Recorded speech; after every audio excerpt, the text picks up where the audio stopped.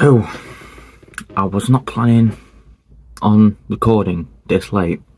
Like, usually my podcasts are once every week, I upload a video every week. Last week I missed out, I'm sorry. Obviously today recording this is Monday and it's late. So it is most likely going to be a short podcast, which I apologise for, but it is what it is, it's better than nothing. And obviously later on in the week I'll hopefully film my video for this week. It's just been busy. I've been writing my next ebook and it's like the biggest ebook I've ever written so far, so but keep on the lookout for that.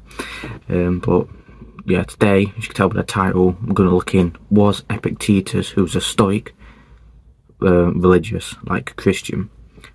And it is like kind of like a battle in a way, Stoicism and religion. Like, some people think they contradict each other, some people don't. I mean, I don't. I've proven to myself, and I've even written an ebook on it called The Stoic Christian. If you want to go check it out, links in the bio or link below in the description. But I do think Stoicism and religion can go together. The big difference is the Stoics worshipped like gods, like man-made gods kind of thing, instead of the god. But there was religious, and they have mentioned God in the multiple books I've read, by like Seneca and Marcus Aurelius and Epictetus and that. They do mention gods, like lowercase g's, like for gods, and the God. But what I've noticed is obviously Epictetus is the one who mentions him the most, and I mean the most. He mentions him a lot. And it got me thinking, like, is he religious?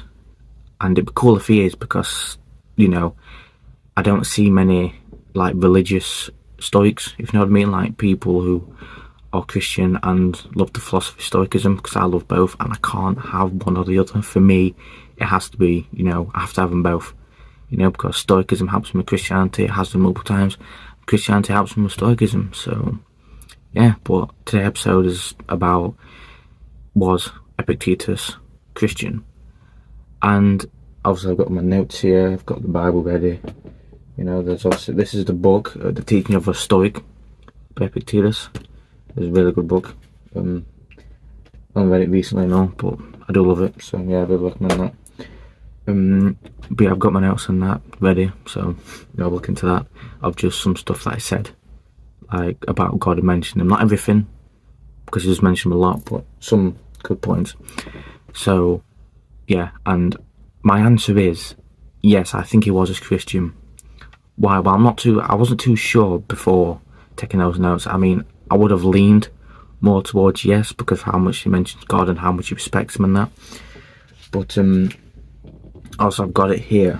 It says, I don't know how I missed this, but I clearly did.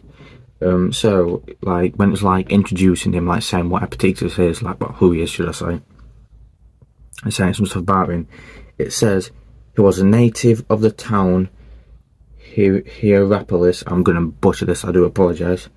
Hierapolis, yeah, in Phrygia. I'm going to say how that is. It's Phrygia.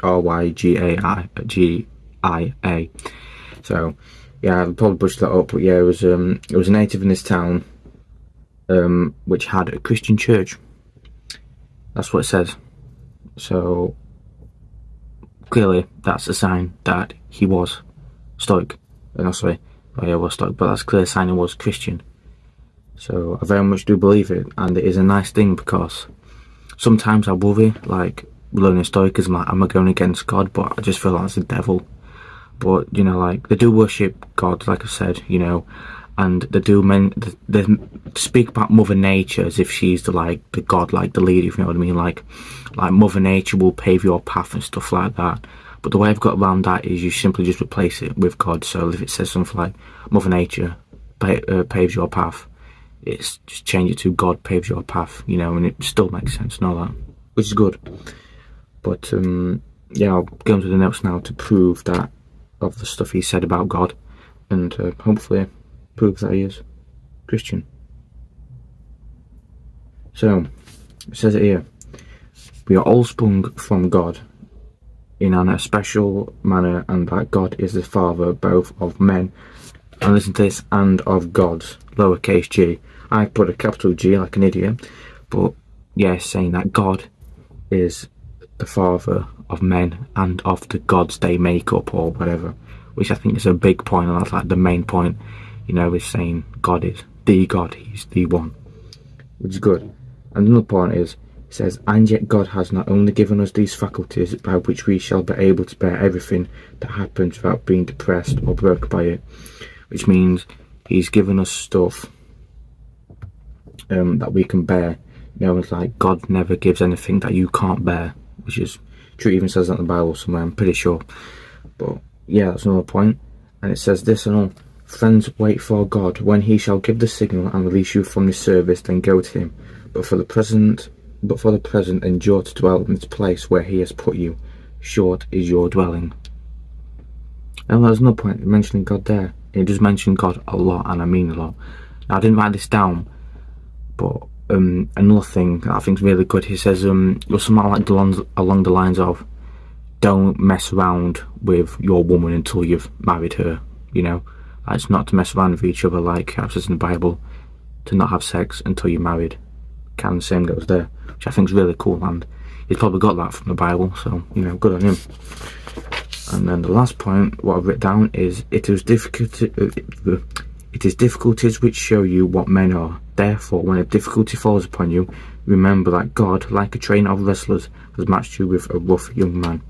And obviously that means when you're going through difficulties, remember it's just God training you to become a stronger man.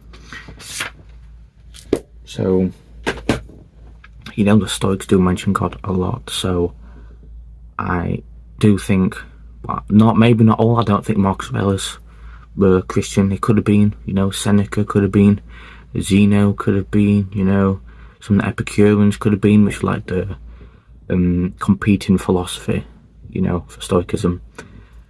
But if there was a Stoic to be Christian, it definitely would be Epictetus. And like I said before, I just think that's so nice that me and maybe even you, like, it was like a Stoic and a Christian can learn from him and relate and stuff, which I think is a really nice thing. But now going on the good old Bible. So I don't know if you know or not, if you've read the Bible or not, or you just forgot, but the Stoics and the Epicureans did actually appear in the Bible. It is when Paul is spreading the word of Christ and what happened. It's Acts chapter 17 verse 18 to 33. Basically, it is Paul obviously encountering the Epicureans and the Stoics, and they take them onto this hill. I hope I don't butcher this up either. Called, where is it? Areopagus. Now, before then, they did kind of mock Paul, but what happened was they listened to him, and they took him up on that hill, and they listened to what he had to say about Christ, which is a good sign because it shows they weren't disrespectful. And Paul saw that they had an altar, and it said to the unknown God, because like I said, they were religious people, and Paul respected that, which showed they have some faith towards something. And in the end, they listened to each other, they conversated with each other, and they weren't disrespectful. I think it's a good sign. So obviously, like that, the Stoics in the Bible as well, and it is a good thing. Yeah, and like some other facts is, Seneca was a Stoic. He was born the same year Jesus Christ was. Both died horrific deaths as well. As you know, Christ went on the cross. Seneca had to drown himself. He had to slit his wrist, which didn't work, and then they were drowned. So yeah, so I do think Stoics and Christianity can go together, and I do believe Epictetus was Christian. I'm 99% sure he was, as it shows in his book. Overall, my answer is that he was a Christian. It's a short episode, but it's late, plus I've got some things to do, and yeah, but hopefully I get another episode out this week. If not, I apologise, but yeah, stay tuned for that anyways. And I'll leave you with the book recommendation of Enchiridion by Epictetus. If you're new to Stoicism and that, Enchiridion is like 56 pages long, so it's something nice to dip your feet in, and to ease yourself into Stoicism. So yeah, and I will end it on some wisdom, as I always do. I'll use it from Enchiridion, just to prove a point. I've got something here. It says, "What man is rich answered, he who is content, he who has enough." So what that means is, a rich man is who is content, who knows he has enough. So there we go. That is that. But that's today's episode. It's short, but it is what it is. So yeah, I'll see you in the next one.